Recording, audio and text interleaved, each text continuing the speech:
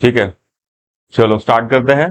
तो last lecture में हमने जो है हिस्टोरिकल बैकग्राउंड देख लिया था, ठीक है। तो 19 1861 से देखा था हमने, क्या हुआ था 1861 में, बताओ। 1861 में हाई कोर्ट सेटअप हुए थे, है ना। तो तीन जगह पे सेटअप हुए थे, हमने देखा था। 1862 में दो जगह पे हुए थे, तीन जगह पे हुए थे, है ना।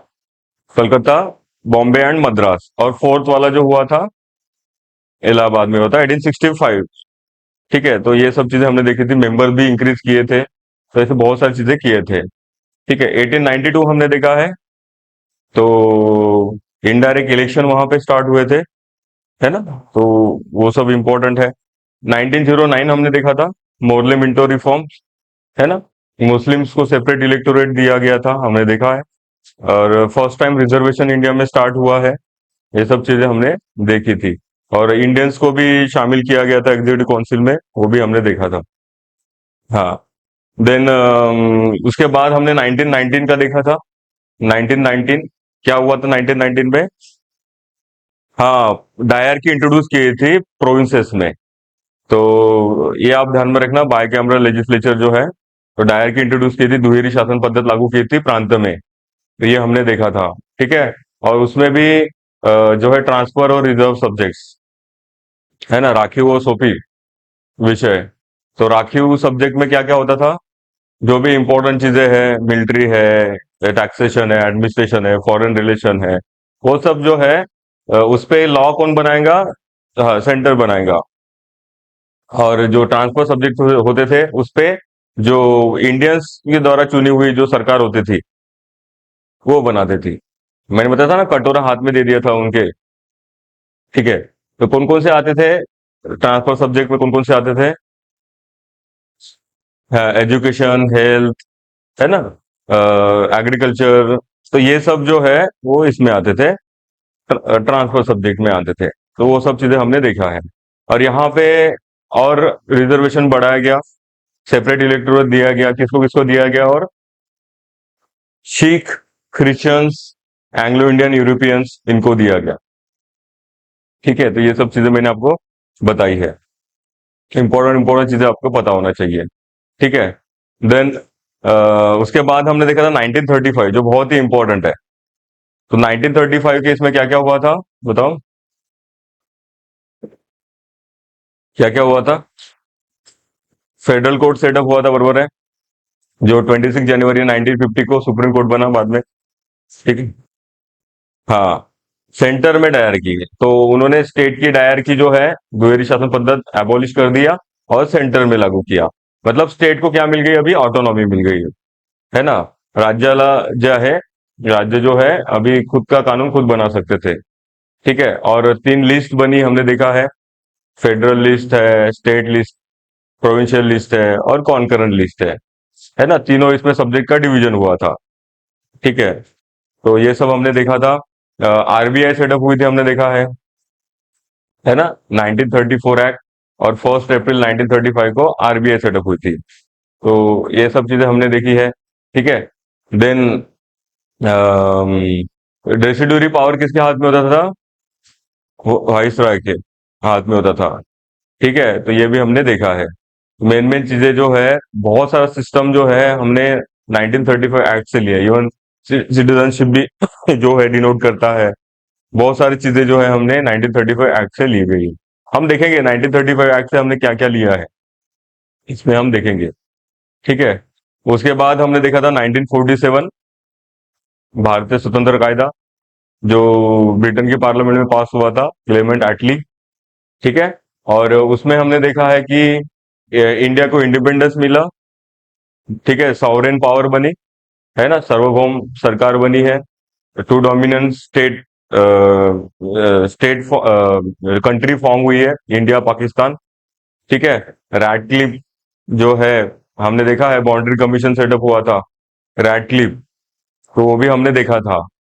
ठीक है, तो मेजर मेजर चीजें हमने देख लिया है। चलो, तो आज हम स्टार्ट करते हैं कॉन्स्टिट्यूशनल मेकिंग प्रोसेस, कि हमारा संविधान कैसे बना, है ना। तो ये प्रोसीजर हम स्टार्ट करते हैं, कॉन्स्टिट्यूशनल मेकिंग प्रोसीजर। ठीक है। आपको पता ही होगा, मैंने आपको कुछ चीजें बताई थी कि जो हमारे यहाँ कैबिनेट मिशन जो फॉर्म हुआ है, कैबिनेट मिशन कैबिनेट मिशन 1946, ठीक है, इसको हम त्रिमंत्री परिषद भी बोलते हैं, थ्री मिनिस्ट्रियल कॉन्फ्रेंस भी बोलते हैं, त्रिमंत्री परिषद, थ्री मिनिस्ट्रियल कॉन्फ्रेंस, ठीक है। तो इसमें तीन लोग थे, एक थे Pethick Lawrence, Pethick Lawrence, then दूसरे थे अलेक्जेंडर, एवी अलेक्जेंडर, अलेक्जेंडर, और तीसरे थे क्रिप्स।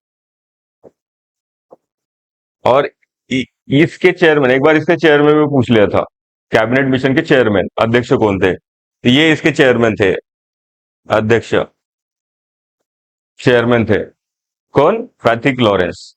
ये आप ध्यान में रखना। तो ये जो कैबिनेट मिशन है, कैबिनेट मिशन में फर्स्ट टाइम बोला गया था, मैंने बताया था आपको कि भारतीयों की ही एक कॉन्स्टिट्यूशन असेंबली फॉर्म होगी, ठीक है, इंडिया को इंडिपेंडेंस मिलेगा, ठीक है।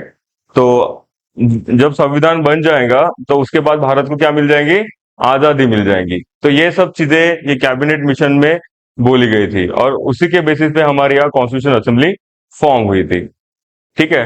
अभी इसके पहले भी कॉन्स्टिट्यूशन असेंबली की जो डिमांड है वो भारतीयों ने कब कब रखी है, ये भी थोड़ा सा आपको पता होना चाहिए।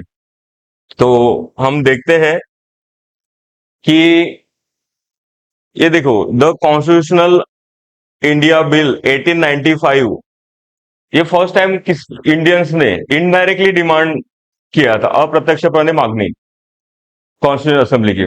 यहां पे आप देखेंगे 1885 में कांग्रेस सेटअप हुई है, आईएनसी सेटअप हुई है, इंडियन नेशनल कांग्रेस, ठीक है। और अप टू 1905 यहां पे जो है, जो मॉडरेट लीडर का था, मॉडरेट लीडर्स, मवालवादी नेता बोलते हैं हम जिसको, मवालवादी और जहालवादी आपने सुना है ना, मवालवादी जहालवादी, है ना। तो मॉडरेट और एक्सट्रीमिस्ट लीडर, ठीक है। तो मॉडरेट लीडर जो है उसका ही ज्यादातर कंट्रोल था आईएनसी में, ठीक है, माओवादी नेता बोलते हैं। बाद में लाल बाल पाल का नाम सुना होगा आपने, है ना, लाल बहादुर शास्त्री, देन बिपिन चंद्र पाल, और लोकमान्य तिलक, सॉरी लाल बहादुर शास्त्री नहीं, लोकमान्य तिलक, लाल बाल पाल, लाल बहादुर शास्त्री, हाँ लाल बहादुर शास्त्री पाल, हाँ बाल बाल गंगाधर तिलक, लाल बाल पाल, ठीक है, बाल गंगाधर तिलक और बिपिन चंद्र पाल, है ना। तो यहां से एक्सट्रीमिस्ट जो लीडर्स है वो इमर्ज हुए हैं 1905 ऑनवर्ड, ठीक है। तो उसे उसका कंट्रोल होने लगा। तो ये जो मॉडरेट लीडर्स थे, माओवादी जो नेता थे, तो उन्होंने फर्स्ट टाइम पे जो है ये बिल इंट्रोड्यूस किया था, constitution of India bill 1895। First time India में इनडायरेक्टली डिमांड आप बोल सकते हैं कि हमको कुछ कॉन्स्टिट्यूशनल राइट्स चाहिए, ठीक है। तो ये डिमांड फर्स्ट टाइम की गई थी। आपको नोट्स मिल जाएगा इसका, ठीक है, यहाँ पे मैंने दोनों इसमें लिखा है, ठीक है। तो जो डिस्क्रिमिनेशन होता है, भारतीयांवरील भेदभाव, जो डिस्क्रिमिनेशन होता था, है ना, भारत और ब्रिटिश लोगों के बीच में, तो डिस्क्रिमिनेशन खत्म करने के लिए ये बिल इंट्रोड्यूस करने की डिमांड हुई थी फर्स्ट टाइम, ठीक है। देन 1922 में गांधी जी, आपको पता है गांधी जी, मैंने आपको बताया भी था 1915 में, 9 जनवरी 1915, जिसको हम भारतीय प्रवासी दिन मनाते हैं, टूरिज्म डे मनाते हैं, ठीक है। तो क्यों क्यों मनाते हैं 9 जनवरी को, क्योंकि 9 जनवरी को अफ्रीका से भारत में आए थे गांधी जी, है ना। तो बाद में आप देखेंगे धीरे धीरे गांधी जी जो है उनका जो है कांग्रेस में जो है इन्फ्लुएंस बढ़ने लगा, इन्फ्लुएंस और कंट्रोल भी बढ़ने लगा। आप देखेंगे कि फर्स्ट टाइम जो लखनऊ सेशन था उसमें गांधी जी ने पार्टिसिपेशन किया था, 1916 का लखनऊ सेशन, तो वहां पे गांधी जी ने फर्स्ट टाइम पे पार्टिसिपेशन किया था। और धीरे धीरे आप देखेंगे फिर गांधी जी जो है इंडिया में इंडिविजुअल सत्याग्रह स्टार्ट करते हैं, चंपारण्य सत्याग्रह, वैयक्तिक सत्याग्रह बोलते हैं जिसको। चंपारण्य सत्याग्रह भारत में पहला वैयक्तिक सत्याग्रह था गांधी जी का। ठीक है। तो वहां से स्टार्ट होता है, फिर अहमदाबाद मिल स्ट्राइक स्टार्ट होता है 1918 में। ठीक है, अहमदाबाद मिल कामगार सत्याग्रह, जहां पे गांधी जी कुपोषण, hunger strike first time use करते हैं। ठीक है, और खेड़ा सत्याग्रह, ये तीन सत्याग्रह हुए थे। 1918 में खेड़ा सत्याग्रह भी होता है। ठीक है। तो उसके बाद जो है गांधी जी नेशनल लेवल पे, ये तो इंडिविजुअल लेवल पे सत्याग्रह स्टार्ट किए थे तीनों सत्याग्रह। बाद में नेशनल लेवल पे आपने देखा होगा कि नॉन कोऑपरेशन मूवमेंट 1920 में, असहकार आंदोलन बोलते हैं जिसको, 1920 में स्टार्ट किया था गांधी जी ने। ठीक है, जो 1922 को खत्म हो गया था। तो ये फर्स्ट आंदोलन था गांधी जी का, नेशनल लेवल पे, राष्ट्रीय लेवल पे फर्स्ट आंदोलन था गांधी जी का। ठीक है। और उसी के बाद गांधी जी ने जो है कि भारतीयों को जो है, भारतीयों के रिप्रेजेंटेशन बढ़ने चाहिए, है ना, उनको कॉन्स्टिट्यूशनल राइट मिलने चाहिए, तो ये डिमांड किया था। ठीक है, 1992 में। ठीक है, कि स्वराज्य होना चाहिए। स्वराज्य कंसेप्ट आपको पता है ना किसने दिया था? स्वराज्य माझा जन्मसिद्ध हक्क आहे आणि तो मिळणार। स्वराज्य is my born right and that will be achieve. तो ये किसने बोला था? बाल गंगाधर तिलक। उन्होंने शिवाजी महाराज से इंस्पिरेशन ली थी स्वराज्य की। ठीक है। तो गांधी जी ने यहां पे डिमांड किया है। देन 1925 में, जस्ट आपको पढ़ना है, तो एनी बेजेंट, आपने एनी बेजेंट का भी नाम सुना होगा, है ना। एनी बेजेंट जो है होम रूल मूवमेंट जिन्होंने स्टार्ट किया था, है ना। जब फर्स्ट वर्ल्ड वॉर स्टार्ट हुआ था 1914 को, उसके बाद एनी बेजेंट जो है, ये आयरिश लेडी थी, जो फिर बाद में इंडिया में आई थी। और उन्होंने वहां पे जो स्टार्ट किया था होम रूल मूवमेंट, वही होम रूल मूवमेंट जो है यहाँ पे स्टार्ट किया था, होम रूल चळवळ बोलते हैं हम जिसको, मूवमेंट भारत में स्टार्ट किया था, है ना। और धीरे धीरे जो है उन्होंने जो है इंडियन नेशनल कांग्रेस, आपको पता है कि फर्स्ट लेडी थी जो इंडियन आईएनसी की चेयरमैन भी बनी थी, अध्यक्ष भी बनी थी, एनी बेजेंट। ठीक है, हम वो हिस्ट्री में देखेंगे। तो एनी बेजेंट जो है कॉमनवेल्थ ऑफ इंडिया बिल, मतलब यहाँ पे concept of constitutional making body, ये इन्होंने डिमांड किया था। ठीक है, कि भारत की एक संविधान सभा होनी चाहिए। ठीक है, तो ये उन्होंने भी डिमांड किया था। ठीक है। तो ये कुछ चीजें जो आपको पता होना चाहिए। ठीक है। लेकिन सबसे इंपॉर्टेंट है 1928। 1928, आपने नेहरू रिपोर्ट का नाम सुना होगा। ठीक है, नेहरू रिपोर्ट क्या हुआ था इसके पहले, 1928 के पहले आप देखेंगे तो साइमन कमीशन सेटअप हुआ था 1927 में। Simon commission, Simon commission, Simon commission, Simon commission setup हुआ था भारत में 1928 में आया था साइमन कमीशन। तो साइमन कमीशन जो है उसमें एक भी इंडियन नहीं था। साइमन कमीशन में, साइमन कमीशन इसलिए आया था कि जो 1919 के एक्ट में जो डिफेक्ट हुए थे, क्योंकि 1929 में फिर से आने वाले थे, 1909 में आए थे, उसके जो है 20 साल के बाद, 10 साल के बाद 1919 में आए, हमने देखा है ना, Morley Minto reform, then Montagu Chelmsford reform, और उसके बाद कब आएंगे? 1929 में आएंगे। तो उसके पहले जो भी अनरेस्ट है इंडियन लोगों के बीच में 1919 एक्ट में, तो उसके डिफेक्ट्स क्या है वो जानने के लिए और भारत के लिए और अच्छे लॉज लाने के लिए ये साइमन कमीशन आया था। और साइमन कमीशन ने फर्स्ट टाइम बोला गया था कि कॉन्स्टिट्यूशन असेंबली जो है वो फॉर्म होनी चाहिए, भारत के लिए एक संविधान निर्मित की प्रक्रिया होनी चाहिए, ये साइमन कमीशन ने बोला था। अब इस साइमन कमीशन में एक भी इंडियन नहीं था, तो उसका अपोज किया गया भारतीयों ने। आपको पता है साइमन गो बैक का जो स्लोगन है, नारा जो है, किसने दिया था? लाला लाजपत राय। आपको पता है ना, तभी उनपे लाठीचार्ज भी हुआ था और बाद में कुछ दिन के बाद उनकी डेथ हो गई थी, उनके सर को चोट लगी थी, है ना। और उसी से आहत में आके जो भगत सिंह, सुखदेव, राजगुरु, है ना, जो अधिकारी था सैंडर्स, सैंडर्स, ठीक है, तो सैंडर्स को मार दिया गया था, गोली मार के हत्या की थी भगत सिंह सुखदेव राजगुरु ने, है ना। तो सैंडर्स जो है वो इंचार्ज ऑफिसर था जिसने लाठीचार्ज किया था वहां पे लाला लाजपत राय पे, एक निहत्थे आदमी पे जो सिर्फ डिमांड कर रहा है, अपोज कर रहा है, उस पे आपने लाठीचार्ज किया था। तो इसका ही बदला लिया था, ठीक है, भगत सिंह सुखदेव राजगुरु ने, हिस्ट्री में पढ़ेंगे। मेरा बोलने का मतलब है कि जो साइमन कमीशन है उन्होंने बोला था कि इंडिया के पास एक्सपर्टीज नहीं है जो लॉ बना सके या कॉन्स्टिट्यूशन मेकिंग प्रोसेस बना सके। तो ये चैलेंज लिया किसने? कांग्रेस ने, है ना। और उन्होंने एक जो है, और ये जिम्मेदारी दी गई थी मोतीलाल नेहरू, पंडित नेहरू के पिताजी। तो मोतीलाल नेहरू और तेज बहादुर सप्रू, तो ये जो दो लीडर थे, इन्होंने जो है, ठीक है, हम नहीं बना सकते तो हम बना के दिखाते हैं। तो उन्होंने नेहरू रिपोर्ट बनाया था। तो ये जो नेहरू अहवाल जो है, नेहरू रिपोर्ट, ये बनाया था यहाँ पे, नेहरू रिपोर्ट बनाया था।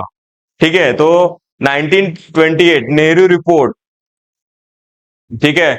तो ये ये फर्स्ट जो है अटेम्प्ट था इंडियंस का।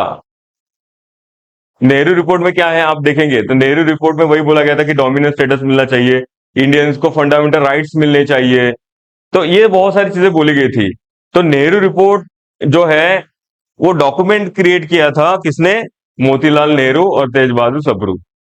ठीक है, तो इसलिए वो नेहरू रिपोर्ट के नाम से जाना जाता है, हिस्ट्री में हम पढ़ेंगे। ठीक है, तो नेहरू रिपोर्ट में फर्स्ट टाइम इंडियंस ने अटेम्प्ट किया था कॉन्स्टिट्यूशन मेकिंग प्रोसेस का। मतलब एक प्रकार से उन्होंने कॉन्स्टिट्यूशन बनाने की प्रक्रिया की थी यहाँ पे, है ना, लॉ मेकिंग प्रोसीजर की थी, कि खुद का एक रिटर्न डॉक्यूमेंट्स बनाया था जिसको नेहरू रिपोर्ट के नाम से जाना जाता है। तो ये नेहरू रिपोर्ट ध्यान में रखना। तो, पहली बार भारत के लोगों ने प्रयास किया था संविधान निर्माण करने का, है ना। तो फर्स्ट अटेम्प्ट, है ना, टू क्रिएट कॉन्स्टिट्यूशन। ठीक है, तो ये नेहरू रिपोर्ट आपके नोट्स में मिल जाएगा। तो हम देख रहे हैं कि भारत में कॉन्स्टिट्यूशन मेकिंग प्रोसेस जो है कैसे हुई है, तो इसके पहले भी अटेम्प्ट हुए हैं। ठीक है, तो ये हम देख रहे हैं यहाँ पे। तो 1928 में नेहरू रिपोर्ट आपको पता होनी चाहिए। ठीक है, पहला प्रयत्न होता, ठीक है, ध्यान में रखो। ठीक है, देन देखो, ऑफिशियल कंसेप्ट जो है, Yemen Roy, Yemen Roy, it is a Pioneer of, ठीक है, Pioneer the specific idea of an independent constitution assembly, कि भारत की एक स्वतंत्र संविधान सभा होनी चाहिए। तो ये पहली बार जो है डिमांड जो किसने रखी थी? यमन रॉय। ठीक है, तो ये भी आपको थोड़ा सा पता हो, फैक्चुअल चीजें हैं जो आपको थोड़ी सी पते होनी चाहिए कि अटेम्प्ट किसने किसने करके देखा है। ठीक है, देन 1935 एक्ट हमने देखा भी है। ठीक है, तो the Indian national Congress officially demanded a constitution assembly for the first time. हमने अब तक ऑफिशियली डिमांड नहीं किया था, लेकिन ऑफिशियली डिमांड जो है अधिकृतपणे पहिल्यांदा संविधान सभेची मागणी, ऑफिशियली डिमांड हमने किया था 1935 में, क्योंकि 1935 में आपको पता है कि 1935 एक्ट भी आया था। तो उसी टाइम पे जो है हमने क्या डिमांड किया था कि हमारी कॉन्स्टिट्यूशन असेंबली होनी चाहिए। कांग्रेस ने फर्स्ट टाइम जो है, क्योंकि इंडिया में आप देखेंगे उस टाइम पे जो सबसे बड़ी पॉलिटिकल पार्टी कौन सी थी? कांग्रेस ही थी, बराबर है, और कांग्रेस का ही ज्यादातर इन्फ्लुएंस था। तो उन्होंने फर्स्ट टाइम जो है वो डिमांड किए थे कॉन्स्टिट्यूशन असेंबली। ठीक है, तो ये आपको पता होना चाहिए। 1938 में adult franchise demand, adult franchise मतलब क्या होता है कि जो भी 18 प्लस है, ठीक है, प्रौढ़ मताधिकार बोलते हैं, कि वो होना चाहिए। ठीक है, तो एडल्ट फ्रेंचाइजी मतलब जो भी उस 18 प्लस रहेंगे, जैसे अभी हमारे यहाँ मैंने आपको बताया था आर्टिकल 326, ये आपका कॉन्स्टिट्यूशनल राइट है जो एडल्ट फ्रेंचाइजी आपको वोटिंग राइट का देता है। एडल्ट फ्रेंचाइजी को जो प्रौढ़ मताधिकार है 18 प्लस, बराबर है, उनको मतदान का हक देता है। ठीक है, तो उसी तरह इन्होंने डिमांड किया था, Jawaharlal Nehru declare that the constitution must be frame without outside interference by an assembly elected with adult franchise. ठीक है, कि संविधान निर्माण प्रक्रिया में जो है कोई भी बाहर का हस्तक्षेप नहीं रहेगा, और जो संविधान सभा जो क्रिएट होगी वो आइडल फ्रेंचाइजी के बेस पे होंगी, मतलब प्रौढ़ मताधिकार जो चुन के जाएंगे कॉन्स्टिट्यूशन असेंबली में लोगों द्वारा। तो ये डिमांड किया गया था 1938 में। ठीक है, तो आपको थोड़ा सा पता होना चाहिए। Adult franchise demand, Jawaharlal Nehru declare that constitution must be frame without outside interference by an assembly elected by adult franchise. ठीक है, तो ये डिमांड किया था नेहरू ने। ठीक है, ये इंपॉर्टेंट है। 1928 वाला भी इंपॉर्टेंट है, ये आप ध्यान में रखना, और ये एम एन रॉय वाला भी। ठीक है, कि एम एन रॉय जो है, तो इसको पायनियर भी बोला जाता है। ठीक है, कि उसने फर्स्ट टाइम जो है स्पेसिफिक आइडिया दी गई थी कि कॉन्स्टिट्यूशन होना चाहिए, भारत के लोगों के लिए स्वतंत्र संविधान होना चाहिए। ठीक है, तो ये उन्होंने बोला गया था। तो 1938 भी इंपॉर्टेंट है। ठीक है, देन 1940,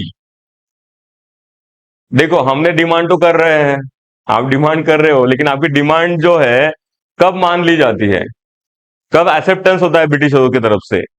तो देखो 1940 अगस्त ऑफर आता है। अभी इसके पीछे रीजन भी क्या है, मैंने आपको बताया भी था कि 1939 में क्या होता है, सेकंड वर्ल्ड वॉर, दूसरा महायुद्ध चालू हो जाता है। और मैंने आपको लास्ट लेक्चर में बताया था कि ब्रिटिशर्स जो है उन्होंने डिक्लेयर कर दिया कि इंडिया में वॉर में शामिल है, विदाउट कंसर्निंग इंडियन पीपल।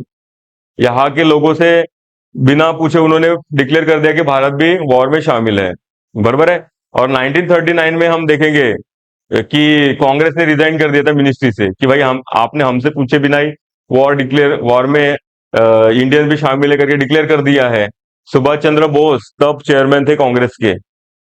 ठीक है, तो सब रिजाइन कर दिए थे।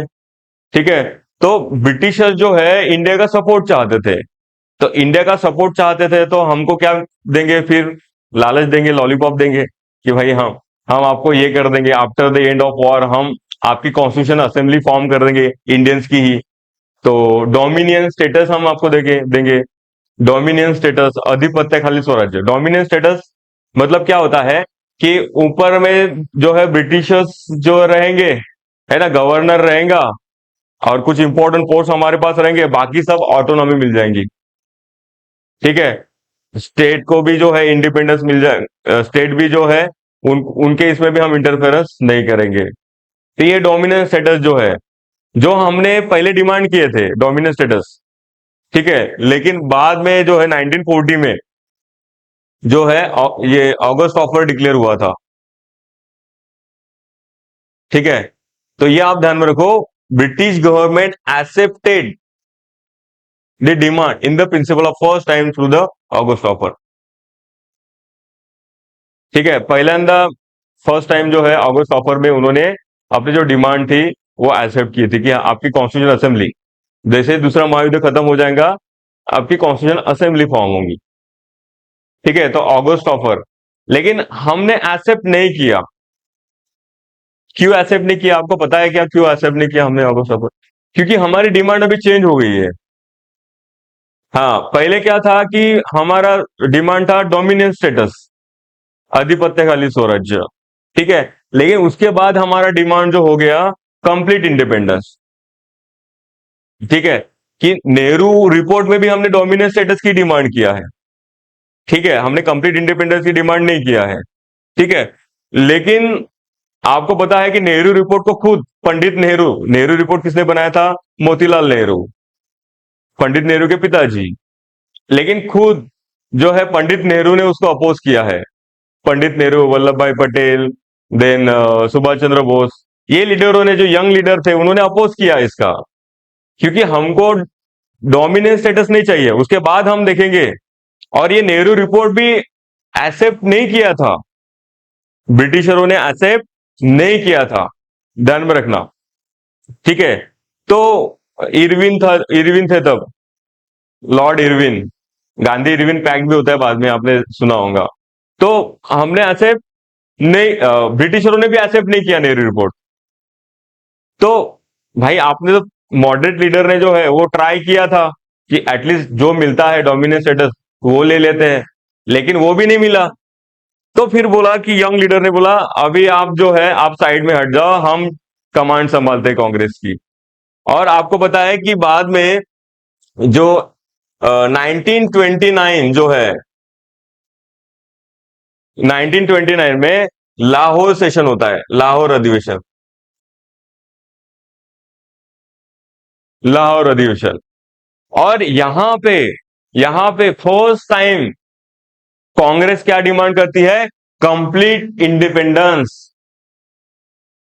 कि हमको अभी आधिपत्य खाली स्वराज्य, डोमिनेंट स्टेटस नहीं चाहिए, हमको कंप्लीट इंडिपेंडेंस चाहिए। ठीक है। तो फर्स्ट टाइम यहां पे डिमांड की गई थी लाहौर सेशन में 1929 के, आईएनसी के, Indian national Congress. First time हमने डिमांड किया था, मतलब रिजोल्यूशन पास किया था हमने एक्चुअली, लाहौर। ठीक है। आपको पता ही होगा कि लाहौर सेशन दिसंबर में हुआ था, और 31 दिसंबर को हमने नेशनल, मतलब तब जो है जो फ्लैग डिजाइन किया गया था, है ना, उस टाइम पे चरखा था फ्लैग पे अपने, जो तिरंगा है ना, उस टाइम पे वेंकैया या पिंगरली का नाम सुनाऊंगा आपने, उन्होंने वो डिजाइन किया था। ठीक है। और first time on the bank of Ravi river, on the bank of Ravi river, Ravi नदी के किनारे हमने वो फ्लैग होस्ट किया था। ठीक है। और हमने यही सेशन में, लाहौर सेशन में ही कंप्लीट इंडिपेंडेंस का रिजोल्यूशन पास किया था, प्रस्ताव पारित किया था। और हमने बोला था कि जो आने वाले नए साल में, क्योंकि दिसंबर में हुआ था, तो आने वाले नए साल में 1930 में जो भी मंथ का, जनवरी मंथ का जो लास्ट संडे होगा, जो लास्ट संडे होगा, उस दिन हम क्या मनाएंगे, इंडिपेंडेंस डे मनाएंगे। और वो लास्ट संडे था 26 जनवरी 1930, 26 जनवरी 1930। ठीक है। तो देखो, उस दिन से अप टू 1947, मतलब 17 साल हम क्या मनाते आ रहे हैं 26 जनवरी को, इंडिपेंडेंस डे। नहीं, अब बाद में रिपब्लिक डे हमने डिसाइड किया, इंडिपेंडेंस डे कांग्रेस ने डिसाइड किया था। तब तो सबसे बड़ी पार्टी और इन्फ्लुएंसिंग पार्टी इंडिया में कौन थी, कांग्रेस ही थी। तो उन्होंने डिसाइड किया था कि 26 जनवरी जो है हम इंडिपेंडेंस डे मनाएंगे। और 17 साल तो मनाते भी आ रहे हैं इंडिपेंडेंस डे। लेकिन आपको पता है कि 1947 को हमारा इंडिपेंडेंस डे जो है चेंज हो गया, 15 अगस्त हो गया, बरोबर है। तो बाद में क्या हुआ, आप देखेंगे हमारा कॉन्स्टिट्यूशन कब बना, 26 नवंबर 1949 को बना, बरोबर है ना। 26 नवंबर 1949 को हमारा कॉन्स्टिट्यूशन जो है हमने एक्सेप्ट किया। ठीक है। कॉन्स्टिट्यूशन बन गया था, एक्सेप्ट किया था हमने, लेकिन उसको इंप्लीमेंटेशन लागू कब किया, 26 जनवरी 1950 को, जिसको हम रिपब्लिक डे मनाते हैं 26 जनवरी को। तो 26 जनवरी को लागू करने के पीछे रीजन क्या है, नवंबर में तो बन गया था तभी लागू कर सकते थे, लेकिन 26 जनवरी को क्यों हमने लागू किया। तो उसके पीछे रीजन था कि ये जो डेट थी 26 जनवरी, इस डेट में हम क्या मनाते आ रहे हैं, इंडिपेंडेंस डे, कांग्रेस 1930 से। तो उसको हिस्टोरिकल डेट बनाने के लिए, भले ही हमारा कॉन्स्टिट्यूशन जो है 26 नवंबर को बना, लेकिन उसको लागू कब किया हमने, 26 जनवरी। तो इसका इंपॉर्टेंस बढ़ाने के लिए, क्योंकि कांग्रेस ऑलरेडी 26 जनवरी जो है वो मनाते आ रही थी इंडिपेंडेंस डे, तो इस दिन लागू कर दिया गया, इसलिए हम उसको रिपब्लिक डे मनाते, गणतंत्र दिवस दिन मनाते हैं हम। तो कभी आपको पूछा तो आपको समझा कि हम गणतंत्र दिन 26 जनवरी को ही क्यों मनाते हैं, समझा आपको कि पहले से कांग्रेस ने क्या मनाते आ रहे हैं, इंडिपेंडेंस डे, स्वतंत्रता दिन मनाते आ रहे हैं। तो समझा आपको, ये स्टोरी समझी क्या, है ना। तो किसी ने पूछा कि भाई 26 जनवरी को ही संविधान क्यों लागू हुआ, बना तो हमारा 26 नवंबर 1949 को बना, लेकिन क्यों 50 में लागू हुआ 26 जनवरी को। तो उसके पीछे रीजन क्या है, समझा ना आपको। तो फर्स्ट टाइम जो है हमने इंडिपेंडेंस जो है इंडिया का रिजोल्यूशन पास किया था, भारत स्वतंत्रता विधेयक हमने कांग्रेस ने पारित किया था। ये हमको क्या चाहिए? Complete independence. तो मुझे बताओ, ये जो अगस्त ऑफर में हमको लॉलीपॉप जो दे रहे हैं, इसमें क्या बोल रहे हैं? डोमिनियन स्टेटस बोल रहे हैं, आधिपत्यशाली स्वराज्य। कंप्लीट इंडिपेंडेंस बोल रहे हैं क्या? नहीं बोल रहे हैं। भले ही इन्होंने फर्स्ट टाइम जो है एक्सेप्ट किया डोमिनियन स्टेटस, और इंडियंस की after the end of war Indians की एक संविधान सभा बनेगी, कॉन्स्टिट्यूशन असेंबली बनेगी, ये इन्होंने बोला। लेकिन हम एक्सेप्ट करेंगे क्या? क्योंकि हमारा मेन कॉज क्या है कि हमको पहले तो क्या चाहिए? आप लोग होना ही नहीं, हमको कंप्लीट इंडिपेंडेंस चाहिए। तो ये अगस्त ऑफर हम मानेंगे क्या? नहीं मानेंगे। समझा आपको? देन 1942 में क्रिप्स मिशन आया। हमको मनाने हमको मनाने की कोशिश चल रही है, फिर से लॉलीपॉप आ गया एक। ठीक है, क्योंकि देखो इधर जापान बहुत एग्रेसिव हो गया था सेकेंड वर्ल्ड वॉर में। आपको पता ही होगा, जापान बहुत एग्रेसिवली, और बहुत सारी जो ब्रिटेन की कॉलोनीज जो है उनको हरा दिया था इन्होंने। ब्रिटेन को हरा दिया था जापान ने बहुत एग्रेसिवली, जो है वो कॉन्कर कर रहा था जापान। तो ऑब्वियसली अमेरिका, जो उनके जो ब्रिटेन के साथ जो सहभागी देश थे वॉर में, वो तो बोलेंगे कि ब्रिटेन को बोलेंगे कि आप सपोर्ट लो इंडिया का, है ना? वो प्रेशराइज कर रहे हैं अमेरिका वगैरह। ठीक है, तो फिर इंडियंस को मनाने की कोशिश हो रही है, तो क्रिस मिशन आ गया फिर से।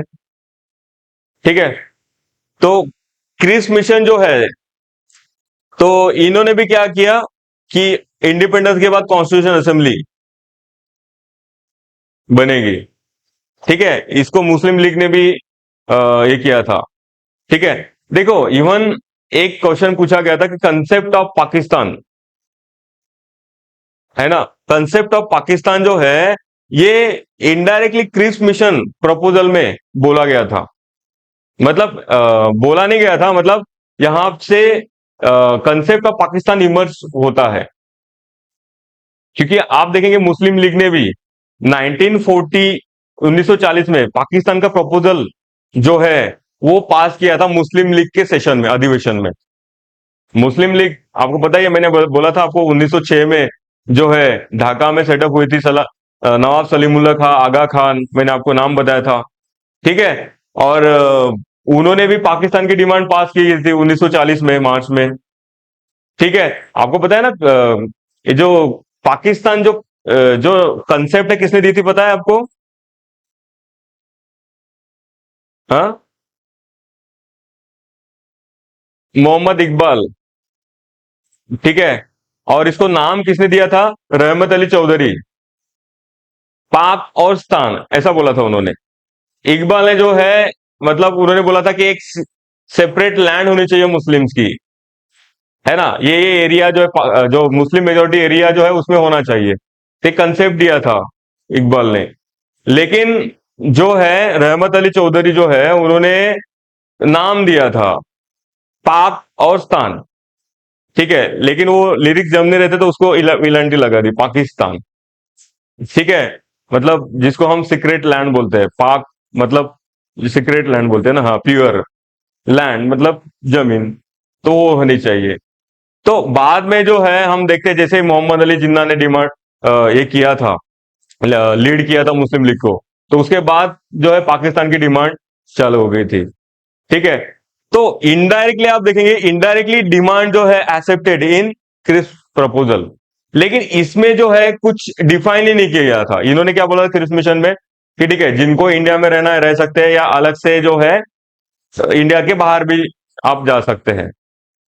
ठीक है, मतलब आप सेपरेट नेशन भी फॉर्म कर सकते हैं। लेकिन देखो, एक तो ये तो अच्छा था पाकिस्तान के लिए कि एक सेपरेट लैंड बना सकते हैं, लेकिन उन्होंने बताया ही नहीं था कि कौन कौन सा एरिया उसमें डिमार्केटेड रहेगा, क्या क्या रहेगा, कुछ भी डिफाइन नहीं था। तो इसलिए इवन मुस्लिम लीग ने भी इसको एक्सेप्ट नहीं किया था। कांग्रेस तो करेंगी नहीं, क्योंकि कांग्रेस का डिमांड क्या है? Complete independence. हम डोमिनेंस स्टेटस जो है मानेंगे ही नहीं। तो क्रिस मिशन जो है, इसको गांधी जी ने क्या बोला था, मैंने बताया था आपको, बुडित bank is a post dated cheque, मतलब post dated cheque of corrupt bank. Post dated cheque of corrupt bank मतलब बैंक डूब गई है, और उसका भी पोस्ट डेटेड चेक हमको दे रहे हैं। किसने बोला था? गांधी जी ने बोला था इसको, क्रिप्स मिशन को, है ना। Post dated cheque of corrupt banks. तो क्रिप्स मिशन भी हमने एक्सेप्ट नहीं किया था।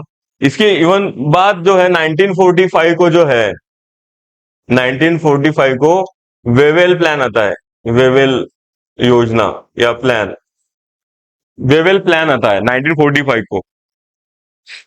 तो उसमें भी डोमिनेंस स्टेटस ही बोला जाता है, घुमा फिरा के वही, मतलब कंप्लीट इंडिपेंडेंस देंगे बोल रहे हैं क्या? नहीं।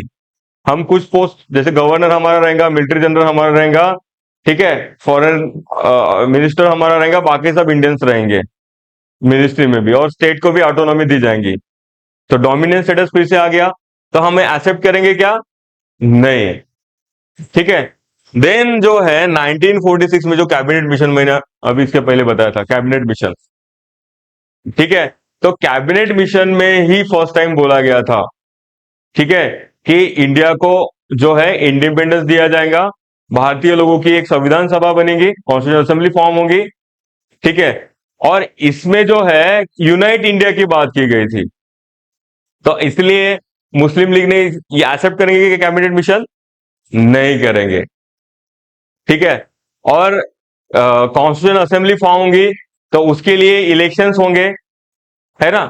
तो जो जो भी, और इनडायरेक्ट इलेक्शन होंगे, हम देखेंगे।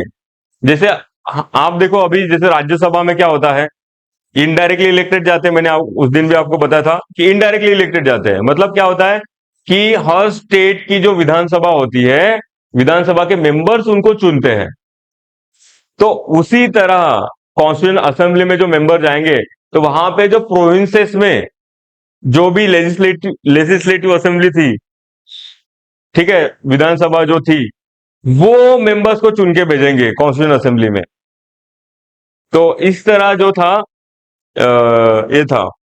तो हम देखेंगे कि ये जो कैबिनेट मिशन जो है, ये मैंने आपको इसके पहले भी बताया था कौन कौन उसके मेंबर थे, क्या थे, ठीक है।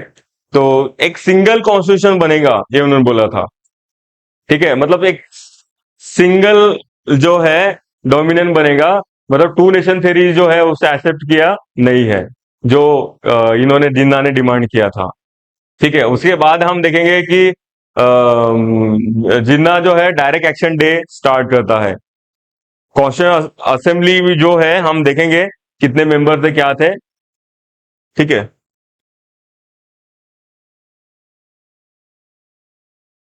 ठीक है।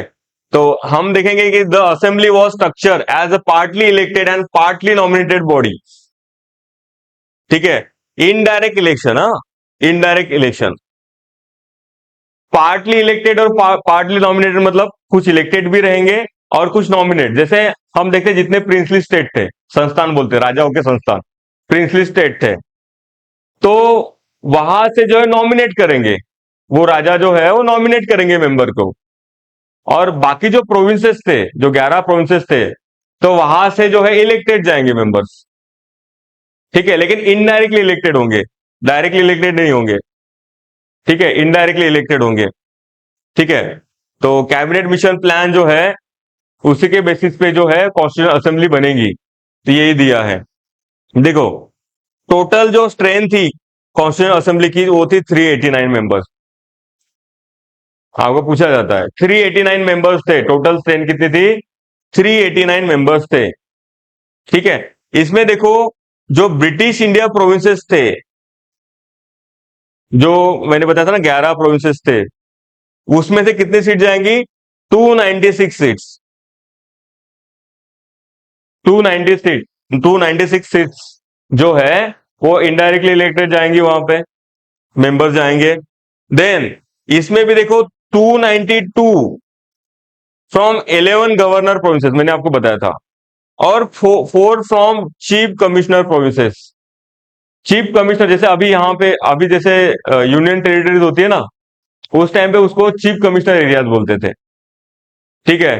तो वहां से जो है 4 मेंबर्स वहां से जाएंगे, ठीक है। मैंने और इसको सिंप्लीफाई करके दिया इधर, ठीक है।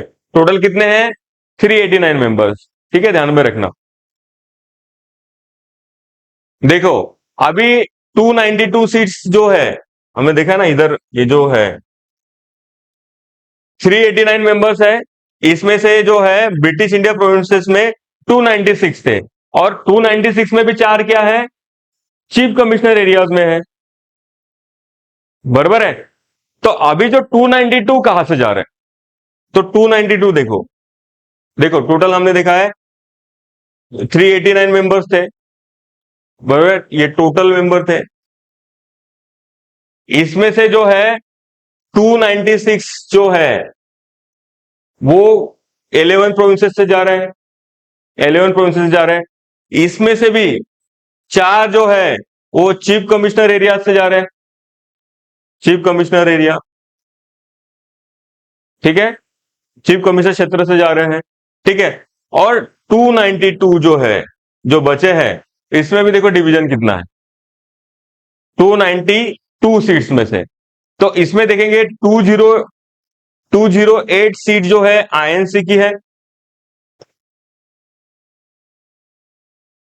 208 सीट्स किसकी है, इंडियन नेशनल कांग्रेस, राष्ट्रीय कांग्रेस की है। 73 जो है वो किसके हैं, मुस्लिम लीग के हैं, ठीक है। और जो 15 है, वो जो भी इंडिपेंडेंट कैंडिडेट थे, 15 जो इंडिपेंडेंट मेंबर्स थे, है ना, जैसे अपक्ष खड़े रहते हैं ना बहुत सारे, किसी भी पार्टी से बिलोंग नहीं करते हैं, अपक्ष रहते हैं, वैसे। तो टोटल जो है 292 में से भी ये डिवीजन आपको पता होना चाहिए, ठीक है, तो ये आप ध्यान में रखना। और प्रिंसली स्टेट से देखो कितने थे, 93, आप इसमें 93 मिला दो 296 में से, ठीक है। तो 93 सीट्स जो है वो प्रिंसली स्टेट से थे, नॉमिनेटेड, देखो नॉमिनेटेड थे, nominated by the head of the states, जो भी राजाए थे उस टाइम पे प्रिंसली स्टेट से, उस टाइम पे बहुत सारे प्रिंसली स्टेट थे अपने यहाँ पे, मोर देन 500 प्रिंसली स्टेट्स थे, ठीक है। तो उन्होंने एक रेशो डिसाइड किया था, 1 सीट पर 1 मिलियन, मतलब 10 लाख पॉपुलेशन पे 1 सीट्स रहेंगी।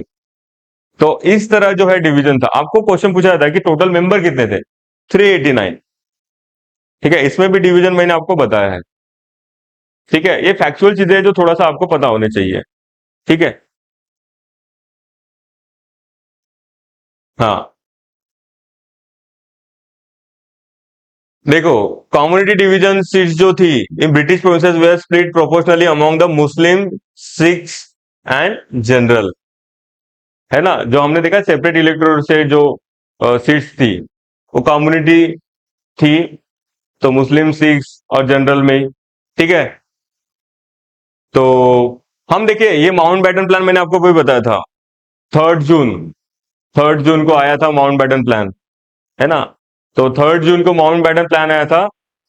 आपको पता है माउंट बैटन जो है उसको जो है वाइसराय बनाया गया था इंडिया का, किसके लिए बनाया था, भारत का इंडिपेंडेंस फॉर्मुलेट करने के लिए, भारत को आजादी दिलाने के लिए, ठीक है। और 2 नेशन फॉर्म करने के लिए, इसलिए बाउंड्री कमीशन भी सेटअप हुआ था, रैटक्लिफ, ठीक है। बाद में आपने देखा है कि कॉन्स्टिट्यूशन असेंबली के इसमें जो है मुस्लिम लीग ने पार्टिसिपेट नहीं किया, जो 73 मेंबर्स, तो 299 members after the Muslim League member withdraw to join Pakistan, क्योंकि बाद में डिसाइड हो गया था ना माउंट बैटन प्लान में कि पाकिस्तान बन जाएगा, तो ये किया था, ठीक है। तो उसमें 229 जो सीट्स थी वो इंडियन प्रांत से थी, इंडियन प्रोविंसेस से थी, और 70 सीट्स जो थी प्रिंसली स्टेट, राजाओं के संस्थान से थी। एक बार पढ़ लो, बस थोड़ा सा पता होना चाहिए आपको। तो मेंबर जो है रिड्यूस हो गए कॉन्स्टिट्यूशन असेंबली के, ठीक है, तो 299 हो गए थे, ठीक है। अभी देखो कॉन्स्टिट्यूशन असेंबली जो है 9 दिसंबर को उनकी टेम्पररी फर्स्ट मीटिंग होती है, फर्स्ट मीटिंग 9 दिसंबर 1946 को होती है, फर्स्ट टेम्पररी मीटिंग होती है, क्योंकि अभी तक तो कौन चेयरमैन रहेगा क्या रहेगा, ठीक है। ये देखो यहां पे मैंने आपको बताया कि जो फ्रेंच प्रैक्टिस थी, ये to appoint the oldest member, जैसे मैंने बताया था सच्चिदानंद सिन्हा, लास्ट लेक्चर में भी बताया था मैंने। तो जैसे पकड़ लो कि सब लोग ऐसे बैठे हैं कि चलो भाई हम कॉन्स्टिट्यूशन असेंबली फॉर्म करते हैं, उसके लिए हमको चेयरमैन चाहिए, उसके लिए बहुत सारे बॉडीज में काम करेंगे, तो बॉडीज के जो मेंबर्स कौन रहेंगे, चेयरमैन कौन रहेंगे, वो डिसाइड होंगे। ठीक है। तो जब डॉक्टर प्रसाद नहीं होंगे तो फिर जैसे अभी क्या होता है कि अध्यक्ष होता है ना, चेयरमैन होते हैं, जैसे लोकसभा के स्पीकर होते हैं।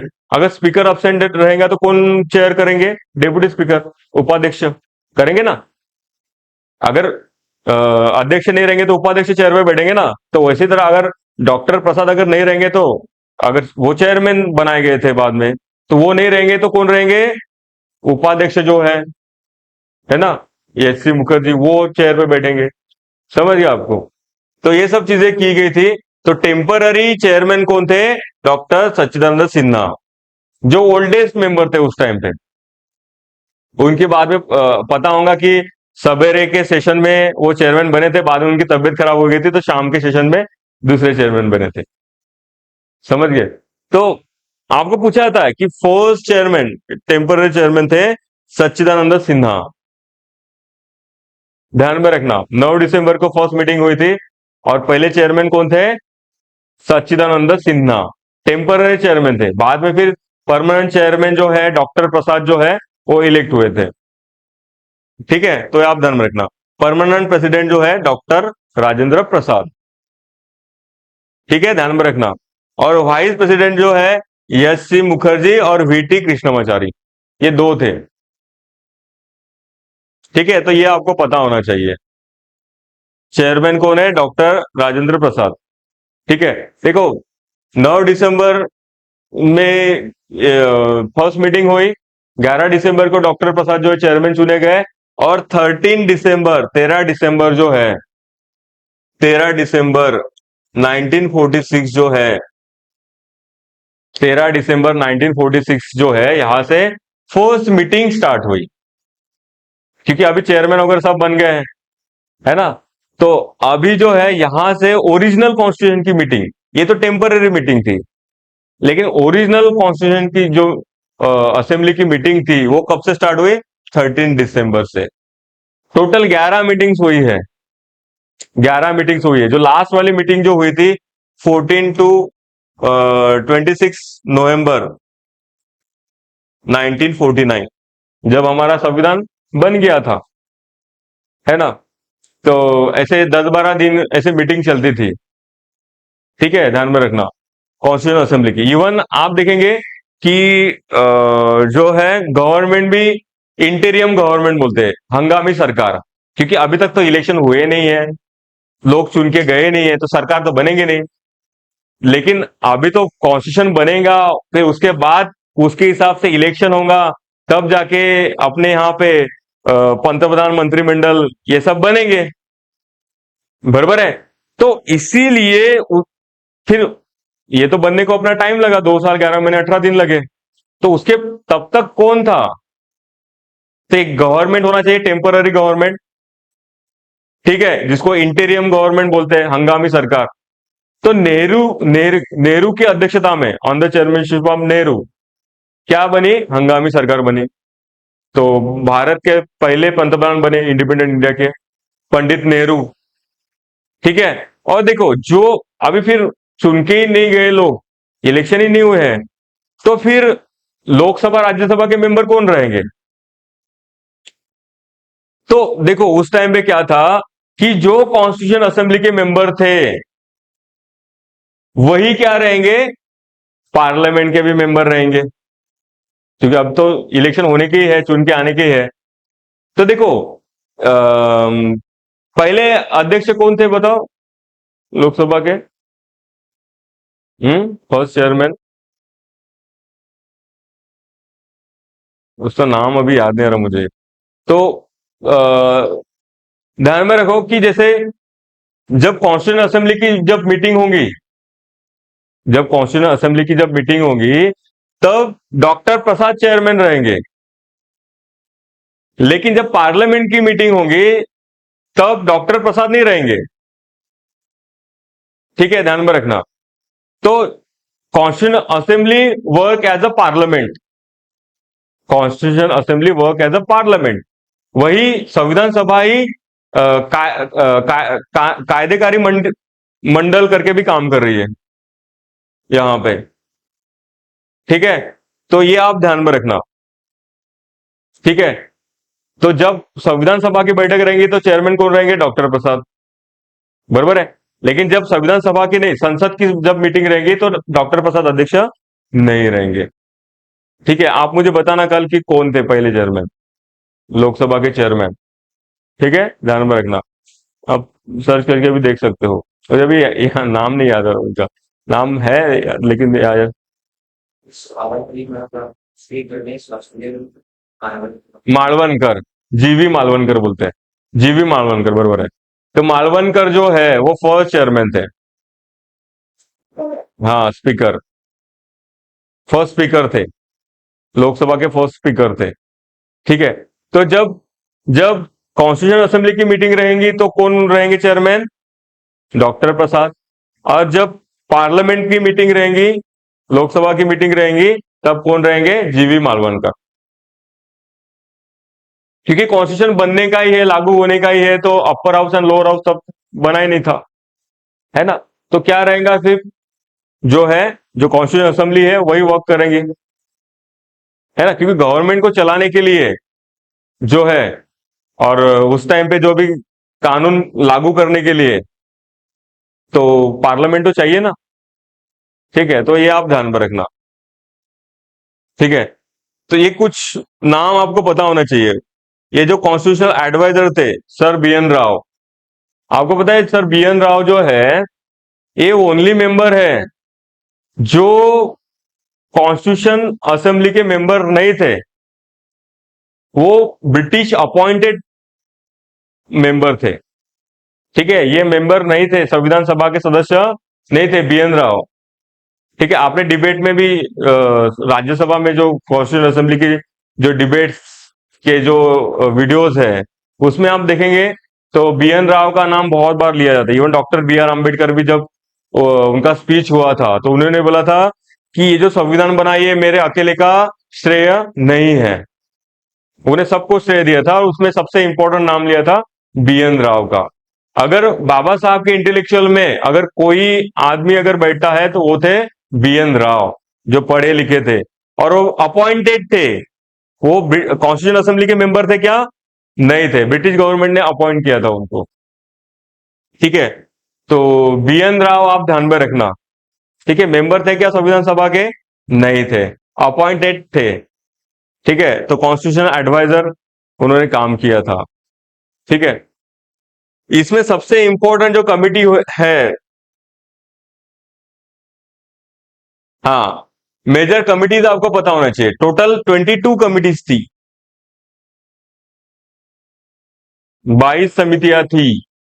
ठीक है, तो उसमें से जो सबसे इंपॉर्टेंट है ड्राफ्टिंग कमिटी, आपको पता ही है। इनका काम था कि संविधान का मसौदा बनाना, ड्राफ्ट बनाना। ठीक है, और बाद में पार्लियामेंट में पेश करना, संविधान सभा में पेश करना, और उसमें डिबेट डिस्कशन होगा, देन पास होके फिर ओरिजिनल कॉन्स्टिट्यूशन में जाएगा।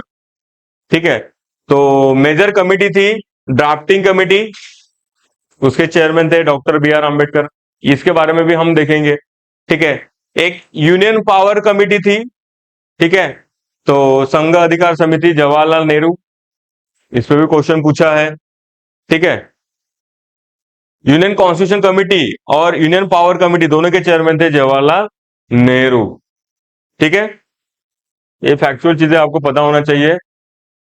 प्रोविंशियल कॉन्स्टिट्यूशन कमिटी के चेयरमैन थे वल्लभ भाई पटेल। ठीक है, वल्लभ भाई पटेल जो है, इनके पास इंपॉर्टेंट कमिटीज थी, जैसे फंडामेंटल राइट्स वाली भी, माइनॉरिटीज वाली भी। ठीक है, तो tribal and excluded area, Sardar Vallabh भाई पटेल। देखो, प्रोविंशियल कॉन्स्टिट्यूशनल कमिटी के भी, एडवाइजरी कमिटी के भी। ठीक है, तो यहां पे दिया है। ठीक है, एक बार स्टेयरिंग कमिटी भी पूछा था, सुकानु समिति, तो इसके चेयरमैन थे डॉक्टर प्रसाद। ठीक है, तो ऐसे कुछ कमिटी जो है, इंपॉर्टेंट कमिटी जो है, आपको पता होना चाहिए।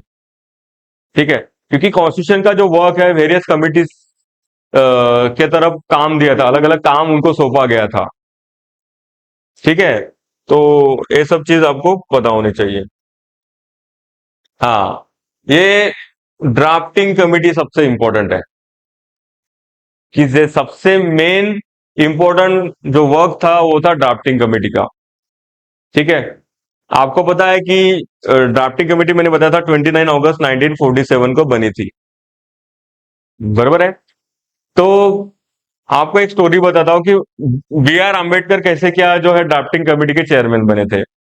देखो, क्या हुआ था कि आपको पता ही है कि बी आर आम्बेडकर जो है वो चुन के नहीं गए थे। ठीक है, कि मुंबई से हार गए थे वो, तो कॉन्स्टिट्यूशन असेंबली में नहीं गए थे।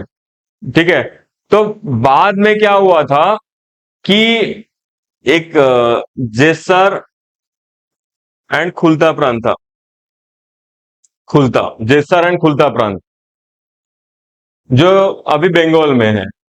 ठीक है, तो यहां पे एक जोगीनाथ मंडल थे, जोगीनाथ मंडल,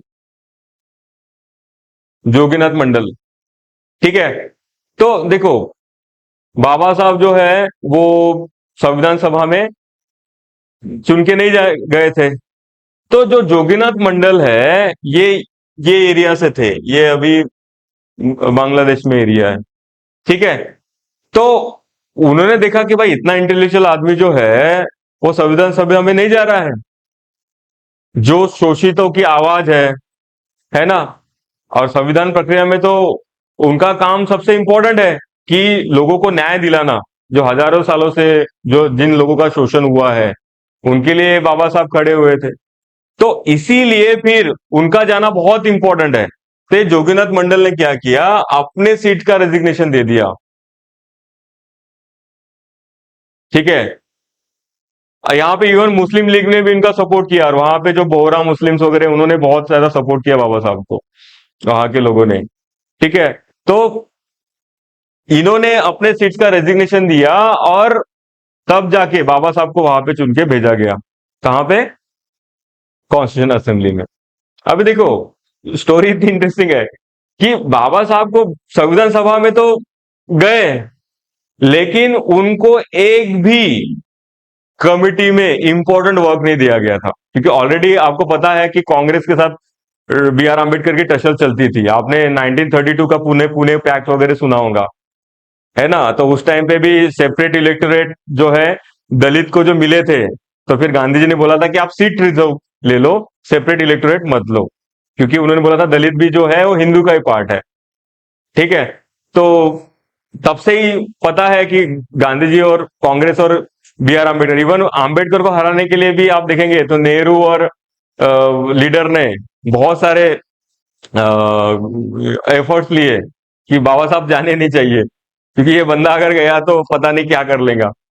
क्योंकि इसके पहले भी आप देखिए राउंड टेबल कॉन्फ्रेंस जो हुई है ना, तो बाबा साहब के पास इतना इंटेलेक्चुअल था, उनको हर चीज का नॉलेज था, तो उनसे कॉम्पीट करना बहुत ज्यादा डिफिकल्ट था, इनको पता था कांग्रेस को।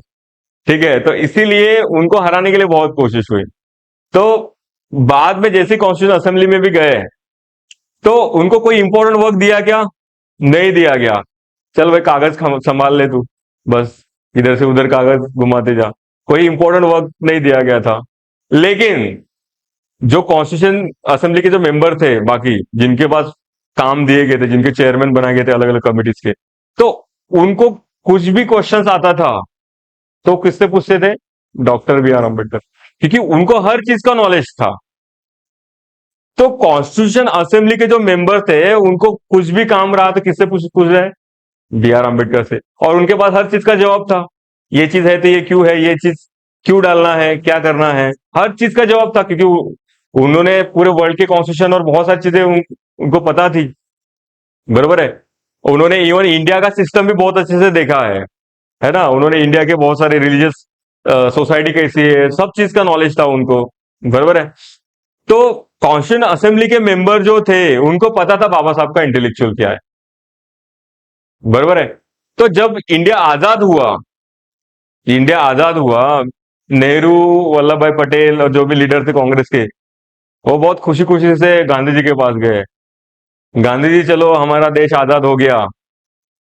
और क्या हो गया कि आजादी के बाद जो बाबा साहब की जो सीट्स थी वो कहां चली गई? पाकिस्तान में। बाबा साहब की सीट्स कहां चली गई? पाकिस्तान में। वो वहां के कॉन्स्टिट्यूशन असेंबली के मेंबर बन गए। ये बांग्लादेश उधर चला गया ना, तो वहां के वो मेंबर बन गए। अबे बाबा साहब को तो पाकिस्तान में जाना नहीं था। इवन मोहम्मद अली जिन्ना ने उनको तो डायरेक्ट ऑफर किया था कि आपको वजीर आलम बना देंगे हमारा, आप हमारे इधर आओ, क्योंकि उनको पता था दोनों बहुत इंटेलेक्चुअल लीडर थे, जिन्ना भी और आम्बेडकर भी, है ना। तो बाबा साहब ने रिफ्यूज कर दिया, है ना। तो फिर उनकी मेंबरशिप चलेगी, वहां ने रेजिग्नेशन कर दिया। पाकिस्तान कॉन्स्टिट्यूशन असेंबली का उन्होंने रेजिग्नेशन कर दिया। ठीक है। तो अभी बाबा साहब मेंबर रहे क्या कॉन्स्टिट्यूशन असेंबली के इंडिपेंडेंस के बाद? नहीं रहे। अभी गांधी जी के पास गए, नेहरू, पटेल, बस नाचते नाचते गए, चलो भाई हमको आजादी मिल गई है, अभी तो हम वर्ल्ड के इंटेलेक्चुअल को बुलाएंगे, हमारा कॉन्स्टिट्यूशन फॉर्म कैसे करना है, क्या करना है, बड़े बड़े लोगों को बुलाएंगे।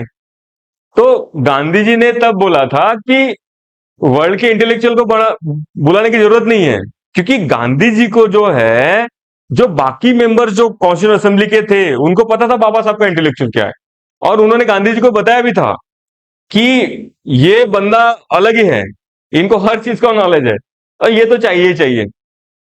तो गांधी जी ने बोला कि वर्ल्ड के 100 इंटेलेक्चुअल अलग एक तरफ और बाबा साहब एक तरफ, इतना नॉलेज है उनके पास। तो वर्ल्ड के इंटेलेक्चुअल को बुलाना क्यों फिर? अपने पास कौन है? B.R. आम्बेडकर है। तो फिर क्या हुआ कि कांग्रेस के एक मेंबर को, मुंबई के जो मेंबर थे उनको रेजिग्नेशन देने को लगाया, और बाबा साहब को वहां से चुन के फिर से कॉन्स्टिट्यूशन असेंबली में भेजा गया। और देखो उनको सबसे पहले, मतलब ड्राफ्टिंग कमेटी के चेयरमैन के पहले भी उनको क्या बनाया गया था? लॉ मिनिस्टर बनाया गया। पहले लॉ मिनिस्टर बनाया गया, then constitution assembly drafting committee के चेयरमैन बनाया गया। 29 को ड्राफ्टिंग कमेटी फॉर्म हुई, और 30 अगस्त को आम्बेडकर जो है, डॉक्टर आम्बेडकर जो है वो एज अ चेयरमैन बने ड्राफ्टिंग कमेटी के। और उस दिन से काम स्टार्ट हुआ, इंडिपेंडेंस मिल गया था हमको, और उस दिन से चालू हुआ। मैंने बोला 3 महीने में ड्राफ्ट तैयार कर दिया गया। भले ही हमारा कॉन्स्टिट्यूशन जो 2 साल 11 महीने 18 दिन, बहुत लोग बोलते हैं कि बाबा साहब को इतना टाइम लगा, क्या ऐसा नहीं था, उन्होंने तो ड्राफ्ट पहले ही बना दिया था 3 महीने में ही, पूरे वर्ल्ड के कॉन्स्टिट्यूशन का स्टडी करके। लेकिन वो प्रोसीजर होती है ना, बाबा साहब ने लिखा और हो गया, वैसे हो गया क्या? नहीं। वो कॉन्स्टिट्यूशन असेंबली में जाएगा, उस पर डिबेट डिस्कशन होंगे, बाबा साहब को हर चीज का सवाल का जवाब देना पड़ेगा, बराबर है। और उसके बाद वोटिंग होगा, वोटिंग होने के बाद फिर कॉन्स्टिट्यूशन में। आपको प्रोसीजर समझ रहे कैसे हो रहा है? ठीक है। तो और आपको पता है कि जो ड्राफ्टिंग कमेटी के जो मेंबर्स थे, देखो गोपाल स्वामी अय्यगार, अल्लादी कृष्ण स्वामी अय्यर, K.M. मुंशी, सैयद मोहम्मद सादुल्ला। कभी कभी पूछते हैं कि ड्राफ्टिंग कमेटी में कोई मुस्लिम मेंबर थे, तो आपको पता होना चाहिए। ठीक है। एन माधवराव, देखो ये जो है एन माधवराव की जगह जो है, ये किसकी जगह पे आए थे? B.L. मित्तल, क्योंकि वो बीमार थे। ठीक है। तो N Madhavrao replace B.L. Mittal due to ill health. N Madhavrao बीमार थे, उसकी जगह पे कौन आए? B.L. मित्तल। ठीक है। Then T.T. कृष्णमाचारी जो है, D.P. खेतान, ये मर गए थे, D.P. खेतान। B.L. मित्तल की जगह एन माधवराव है ना, replace B.L. Mittal due to ill health. ये दो मेंबर बहुत बार पूछे जाते क्वेश्चंस में, क्योंकि ये क्या हो गया? रिप्लेस हो गए। रिप्लेस क्यों हो गए? तो हम देखते हैं कि B.L. मित्तल जो है वो बीमार थे। Then T.T. कृष्णमाचारी जो है वो D.P. खेतान, जिनकी डेथ हो गई थी। ठीक है। तो ये दो मेंबर आपको पता होने चाहिए। ठीक है, रिप्लेस हो गए थे। इसमें से आप देखेंगे तो कोई अपने काम में ही बिजी है, कोई बाहर गया है ना। तो जो मेंबर थे, तो वो भी अच्छे से काम कर रहे हैं क्या? तो पूरा प्रेशर किस पे आ गया? इसलिए हम आर्किटेक्ट ऑफ कॉन्स्टिट्यूशन किसको बोलते हैं? B.R. आम्बेडकर को बोलते हैं, संविधान निर्माता। क्यों बोलते हैं? क्योंकि पूरी जिम्मेदारी किस पे आ गई है? कोई घूमने जा रहा है, कोई बीमार है, तो सभी जिम्मेदारी किस पे आ गई? Doctor B R Ambedkar. ये क्वेश्चन बहुत बार पूछा था, ये दो इस पे मेंबर्स पे। तो 7 मेंबर बॉडी थी जिसके चेयरमैन कौन थे? Doctor B R Ambedkar.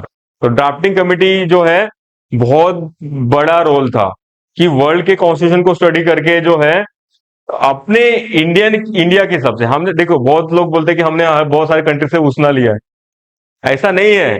हमने जैसे का वैसा नहीं लिया है, हमने हमारे सिचुएशन के हिसाब से उसको ढाला है।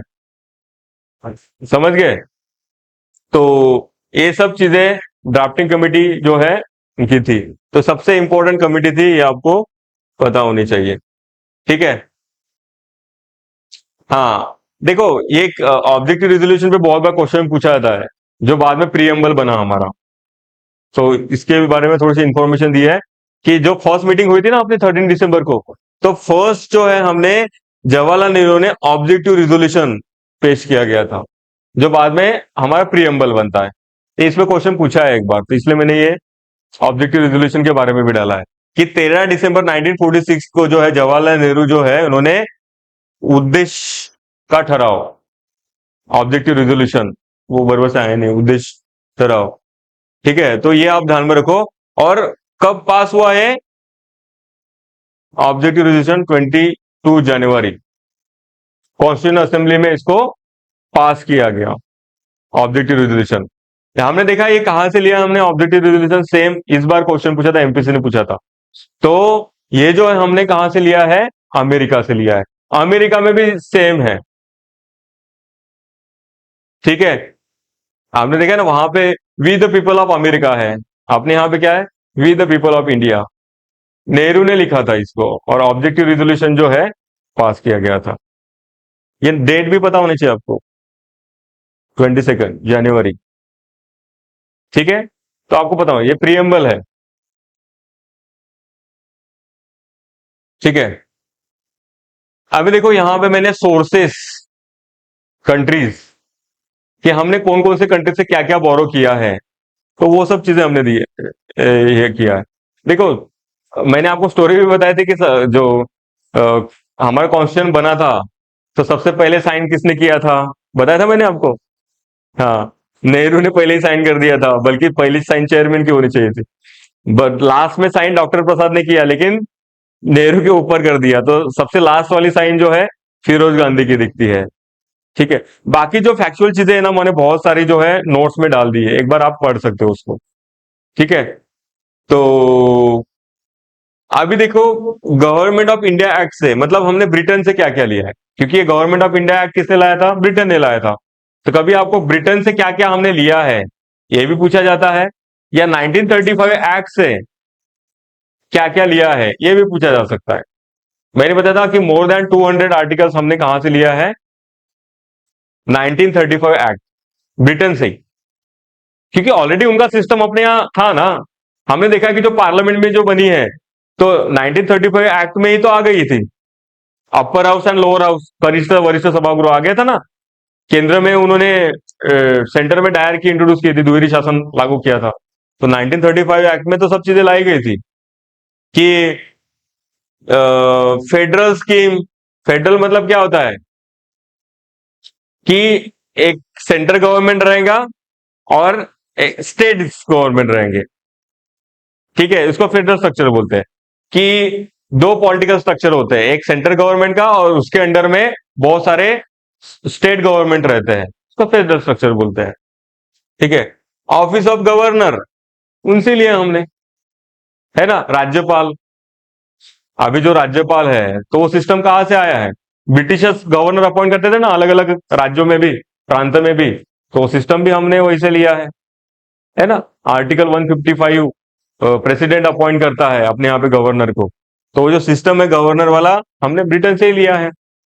ठीक है, जुडिशियरी देखो हमारे यहाँ ऑलरेडी आ गई थी, हमने देखा हाई कोर्ट 1861 में सेटअप हो गए थे, तो जुडिशियरी तो हमारे यहाँ आ गई थी, है ना। फेडरल कोर्ट भी सेटअप हुआ था 1935 में, जो बाद में सुप्रीम कोर्ट बना।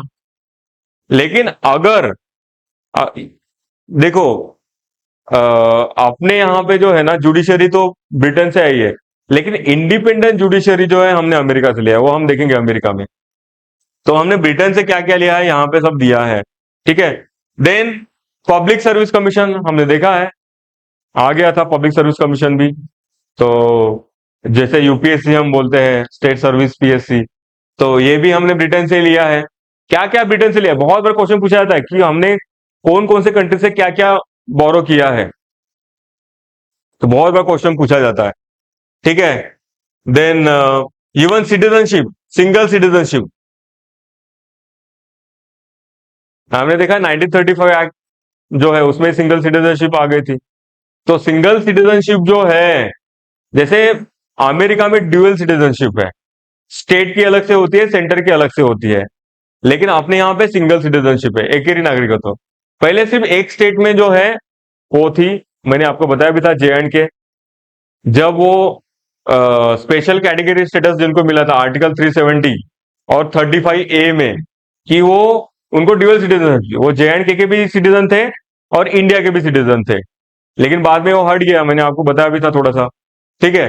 तो सिंगल सिटीजनशिप है, कैबिनेट सिस्टम है ना, कैबिनेट रहेंगी एक, जिसमें प्राइम मिनिस्टर हेडेड रहेगा और काउंसिल ऑफ मिनिस्टर्स रहेंगे, पंतप्रधान मंत्रिमंडल रहेगा जिसको हम कैबिनेट मंत्री बोलते हैं ना हम जिनको। तो तभी तो आ गया था सिस्टम, ठीक है। लेजिस्लेटिव प्रोसीजर, पार्लियामेंट्री सिस्टम हमने कहां से लिया है? ब्रिटेन से लिया है।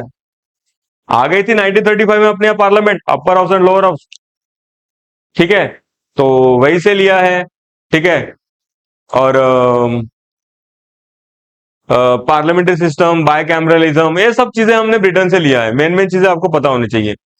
कुछ इमरजेंसी प्रोविजन भी थे जो हमने ब्रिटेन से लिए थे, लेकिन हम देखेंगे कि during emergency suspension of fundamental right हमने जर्मनी से लिया है, ठीक है। आप आने बाने के टाइम पे आपके मूलभूत अधिकार नष्ट होंगे, हमने जर्मनी से लिया है। तो ये सब हमने कहां से लिया है? 1935 एक्ट से। तो इसमें मेन मेन आपको पता होना चाहिए कि हमने सिटीजनशिप कहां से लिया? ब्रिटेन से लिया है। पार्लियामेंट्री सिस्टम हमने ब्रिटेन से लिया है। देन कैबिनेट जो है फॉर्मेशन, वो ब्रिटेन से लिया है। मेन मेन चीजें आपको पता होनी चाहिए, ठीक है। तो पब्लिक सर्विस कमीशन हो, वो हमने ब्रिटेन से लिया है ना। अंडर 1935 एक्ट में आ गए थे सब चीजें, समझ गया। तो हमारे कॉन्स्टिट्यूशन में मोर देन 200 आर्टिकल हमने कहां से लिया है? 1935 एक्ट से, मतलब ब्रिटेन से। समझ गया आपको? मेन मेन चीजें आपको पता होनी चाहिए, नोट्स आपको मिल जाएंगे, ठीक है। देन देखो अमेरिका, अमेरिका से क्या लिया? आपको पता है कि अमेरिका जो है रिटर्न कॉन्स्टिट्यूशन है ना, वर्ल्ड का ओल्डेस्ट रिटर्न कॉन्स्टिट्यूशन है। क्योंकि इसके पहले हम देखा है रिटर्न कॉन्स्टिट्यूशन नहीं था, मैग्ना कार्टा था। तो रिटर्न कॉन्स्टिट्यूशन हमने कहां से लिया है? अमेरिका से लिया है। रिटर्न कॉन्स्टिट्यूशन भी हमने कहा लिया है, लिखित संविधान कहां से लिया है? अमेरिका से लिया है, ठीक है। देन फंडामेंटल राइट्स, मूलभूत अधिकार हमने कहां से लिया है? हाँ, अमेरिका में क्या बोलते हैं इसको? बिल ऑफ राइट्स बोला जाता है, बिल ऑफ राइट्स बोला जाता है। अमेरिका में क्या बोला जाता है उसको? Bill of rights. आपको पता है ना, हमारा part 3 of Indian constitution, article 12 to 35 fundamental rights दिए गए हैं। तो हमने कहां से लिया है? अमेरिका से लिया है, ध्यान में रखना, फंडामेंटल राइट्स भी। देन प्रियम्बल अभी हमने देखा था, ऑब्जेक्टिव रेजोल्यूशन जो पास किया था उसी को प्रियम्बल बोलते हैं, मैंने आपको बताया था। तो सरनामा जो है हमने कहां से लिया है? अमेरिका से लिया है, ठीक है। इंडिपेंडेंट जुडिशरी, इंडिपेंडेंट जुडिशरी, देखो अपने यहाँ जुडिशरी तो पहले ही आ गई थी, ठीक है, लेकिन जुडिशरी में किसी का इंटरफेरेंस नहीं रहेगा, ये हमने अमेरिका से लिया है। इंडिपेंडेंटली काम करेंगे। हम देखा ना, थर्ड पहिया है अपने डेमोक्रेसी का, लोकतंत्र का, है ना। मैंने बताया था ना, 4 पहिए बताए थे मैंने।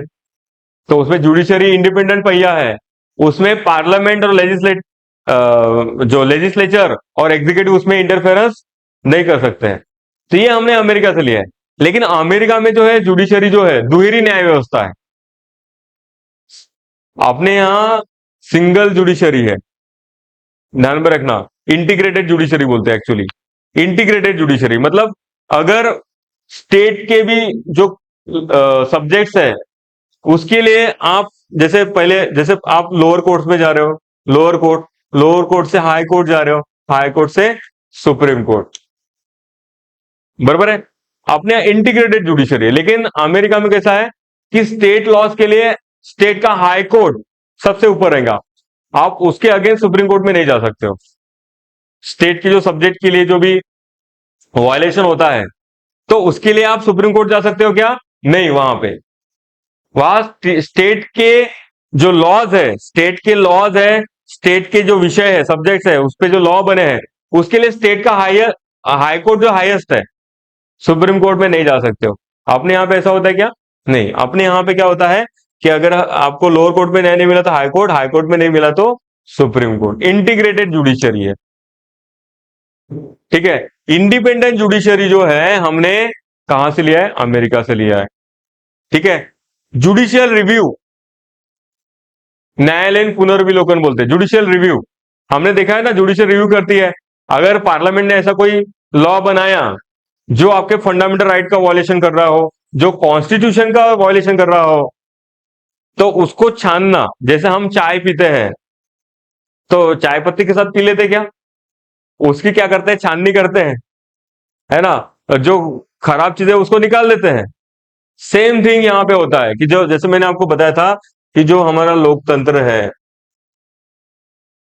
जो डेमोक्रेसी है, डेमोक्रेसी, तो इसके जो पिल्लर मैंने आपको, चार पहिए मैंने बताए थे, है ना। जैसे इसमें है पार्लियामेंट, आपका संसद, संसद जो है ना। देन आपका जो है एग्जीक्यूटिव, है ना, कार्यकारी मंडल, कार्यकारी मंडल, एग्जीक्यूटिव। देन जुडिशरी, न्यायपालिका, जुडिशरी। और लास्ट वाला जो है मीडिया, ये पंक्चर वाला चक्का हमारा, ठीक है। पार्लियामेंट मैंने आपको बताया था, लोकसभा, राज्यसभा एंड प्रेसिडेंट, राष्ट्रपति भी पार्लियामेंट का पार्ट है, बताया था मैंने आपको। इसका काम क्या है? लॉ मेकिंग प्रोसेस चलती है यहां पे, कानून बनाना। वो लागू करती है क्या? नहीं, उनका काम सिर्फ क्या करना है? कानून बनाना, लॉ मेकिंग प्रोसेस, ठीक है। जितने भी लॉज बनते हैं, इवन कॉन्स्टिट्यूशन में भी अमेंडमेंट करना, घटना दुरुस्ती करना, कहां पे होता है? पार्लियामेंट में होता है ना। तो इनका काम है। और एग्जीक्यूटिव का जो काम है, हमने देखा है president, prime minister, then council of minister, मंत्रिमंडल, राष्ट्रपति, पंतप्रधान, मंत्रिमंडल जो है वो कार्यपालिका का भाग है। तो इसको इंप्लीमेंटेशन करना किसका काम है? इनका काम है, लागू करना। जो भी कानून बनते हैं उसको लागू करने की जिम्मेदारी किसकी होती है? कार्यपालिका की होती है, बराबर है। और जो न्यायपालिका जो होती है, जुडिशरी जो होती है, उनका काम है जुडिशियल रिव्यू करना, न्यायालयीन पुनर्विलोकन, आर्टिकल 13 बोलता है आपका, कलम 13। सुप्रीम कोर्ट के पास वो पावर है, सुप्रीम कोर्ट के पास अधिकार है कि जो भी यहां पे कानून बनाते हैं, मैंने जैसे आपको एग्जांपल दिया था कि अगर पार्लियामेंट ने कानून बना दिया कि कल से लड़कियां स्कूल नहीं जाएंगी, तो आपके क्या है? फंडामेंटल राइट का वॉयलेशन है, मूलभूत अधिकार का हनन है, डिस्क्रिमिनेशन भी हो रहा है और राइट टू एजुकेशन का भी वॉयलेशन हो रहा है, दोनों चीजें हो रही है। तो इसीलिए फिर क्या है, ये बैठी है ना, मैंने बोला ना छाननी कर रही है। अगर ऐसे कुछ कानून बनते हैं, जो कानून बनाने वाली जो संस्था है ऐसे कानून बनाते हैं जिसके आपके मूलभूत अधिकारों का, फंडामेंटल राइट का वॉयलेशन हो रहा हो, हनन हो रहा हो, तो ये बॉस बैठे हैं ना यहाँ पे, सुप्रीम कोर्ट, इसका काम ही है कॉन्स्टिट्यूशन को प्रोटेक्ट करना, संविधान का रक्षण करना। तो वो क्या करेंगे? उसको निरस्त कर देंगी, कानून नल एंड वॉइड डिक्लेयर कर देंगी, ठीक है, ध्यान में रखना। तो ये इंडिपेंडेंटली भी काम कर रहा है। आपको देखो इसके इसमें जो जजेस के अपॉइंटमेंट में इंडिपेंडेंटली वर्क करती है, पार्लियामेंट और एग्जीक्यूटिव का कोई रोल नहीं उसमें। हाँ, भले ही प्रेसिडेंट अपॉइंट करता है, प्रेसिडेंट भले ही अपॉइंट करता है जजेस को, है ना, लेकिन उसको उसको जो है रिकमेंड कौन करता है? CGI, chief justice of India. जो नाम सजेस्ट करेगा उसी को नियुक्त करना पड़ेगा। अपने मन से कर सकता है क्या राष्ट्रपति? नहीं कर सकता। तो इंडिपेंडेंटली वर्क करता है। एक 99 अमेंडमेंट आया था, 99 NJAC, national judicial appointment commission. तो इसको जो है 99 अमेंडमेंट जो है, जो 2016 में हुआ था, तो इसको जो है क्या कर दिया, नल एंड वाइड डिक्लेयर कर खत्म कर दिया। क्योंकि इसमें एनजेएससी में क्या था कि जो न्यायाधीशों को नियुक्त करते हैं, जुडी जजेस को नियुक्त करेंगे, तो उस बॉडी में जो है एग्जीक्यूटिव का भी इंटरफेरेंस हो रहा था। तो सुप्रीम कोर्ट ने बोला ये तो अपने इंडिपेंडेंट जुडिशियरी जो है उसका वायलेशन है, तो इसलिए उसको क्या कर दिया, वो लॉ को खत्म कर दिया, 99 अमेंडमेंट। तो किसका काम है ये, जुडिशियरी का काम है। समझ गए। तो इंडिपेंडेंट जुडिशियरी और जुडिशियल रिव्यू, ये दोनों जो है हमें कहां से लिया है, अमेरिका से लिया है। ठीक है। Then removal of Supreme Court जजेस, ठीक है, ये आर्टिकल 1244 में आता है, हम देखेंगे। तो रिमूवल प्रोसीजर हमने देखा है ना, कौन सी प्रोसीजर होती है, हाँ, इम्पीचमेंट, महाभियोग प्रक्रिया मैंने बोला था 4 लोगों पे चलती है। इस पे president, then Supreme Court High Court जजेस, देन इलेक्शन कमीशन और सी क्या, 4 लोगों पे। तो ये हमने कहां से लिया है, अमेरिका से लिया है। ठीक है। तो ये सब पोस्ट ऑफ वाइस प्रेसिडेंट है ना, वहां पे भी, अपने यहाँ पे भी वाइस प्रेसिडेंट है ना। तो ये सब चीजें आप ध्यान में रखना, यहां से लिया है। आयरिश कॉन्स्टिट्यूशन से देखो, आयरलैंड से क्या लिया है, डीपीएसपी, मार्गदर्शक तत्व बोलते हैं, पार्ट 4 ऑफ इंडियन कॉन्स्टिट्यूशन है। मैंने जो सिलेबस बताया था तब मैंने आपको बताया था, मार्गदर्शक तत्व। ठीक है। Directive principle of state policy. Then nomination of member to Rajya Sabha, जो राज्यसभा में नॉमिनेट करते हैं, आपको पता है ना कि आर्टिकल 80 हमारा बोलता है, article 80 composition of Rajya Sabha members. तो इसमें कंपोजिशन, सदस्य कितने रहेंगे राज्यसभा के, वो दिया गया है। तो टोटल 250 सदस्य है, बराबर है। उसमें से 238 जो है वो स्टेट एंड यूटी से जाएंगे, राज्य और केंद्र शासित प्रदेश से जाएंगे। और 12 जो है वो राष्ट्रपति नाम निर्देशित करेंगे, राज्यसभा में नॉमिनेट करेंगे 12 मेंबर्स। एएलएसएससी जो है, art literature science social science culture, कला वाणिज्य विज्ञान समाज सेवा, ये क्षेत्र के लोगों को, आपने देखा सचिन तेंदुलकर भी राज्यसभा का मेंबर था, तो वो इलेक्शन थोड़ी लड़ा था, नॉमिनेट किया था राष्ट्रपति ने, है ना। तो बहुत रेखा भी रह चुकी है ना, बहुत सारे ऐसे कलाकार लोग भी रह चुके हैं कि वो फील्ड में जो है कुछ योगदान दे पाए, कुछ सजेशन कर पाए, इसके लिए वो लोगों को art literature science social science culture ऐसे अलग अलग क्षेत्र के लोगों को वहां पे नॉमिनेट करते हैं राष्ट्रपति। तो आर्टिकल 80 में ही दिया है आपको नॉमिनेशन वाला। तो हमने कहां से लिया है प्रोसीजर, कि वो फील्ड में एक्सेलेंस हो, है ना। तो वैसे वो तो अलग बात है कि ज्यादातर पॉलिटिकल ज्यादा होते हैं। अभी तेंदुलकर तो हार्डली, वो मुझे लगता है 1-2 दिन ही गया था राज्यसभा में, है ना। तो उसका कुछ यूज उतना कुछ हुआ नहीं, या कुछ ये हुआ नहीं, लेकिन जाने चाहिए। और कुछ वो फील्ड को ग्रोथ करने के लिए, जैसे स्पोर्ट फील्ड से गया है, तो ऑब्वियसली स्पोर्ट फील्ड के ग्रोथ के लिए सजेशन देने चाहिए, कुछ डेवलपमेंट की चीजें सजेस्ट करनी चाहिए, वो तो होता ही नहीं है अपने यहाँ पे, है ना। तो ये जो है nomination, method of election of the president, क्योंकि देखो अमेरिका में जो है प्रेसिडेंट जो है डायरेक्टली इलेक्टेड होता है, अपने यहाँ इनडायरेक्टली इलेक्टेड होता है।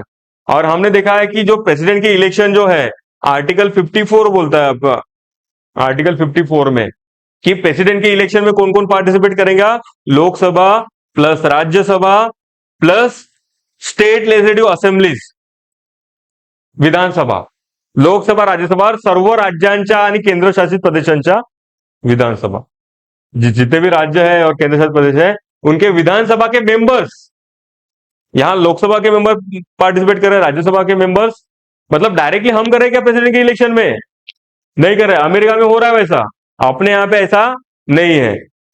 इसके पीछे भी रीजन है कि वहां पे रियल एग्जीक्यूटिव हेड है प्रेसिडेंट, अपने यहां नॉमिनल एग्जीक्यूटिव हेड है, डी ज्यूअर बोलते हैं उसको, डी ज्यूअर और डी फैक्टो, मैंने थोड़ा सा बताया था, बाद में मैं पढ़ाऊंगा वो सब चीजें, समझ गया। तो वो भी हमने कहां से लिया है, आयरलैंड से लिया है। कौन कौन से देशों से क्या क्या लिया है वो आपको पता होना चाहिए। कितना टाइम है अपने पास,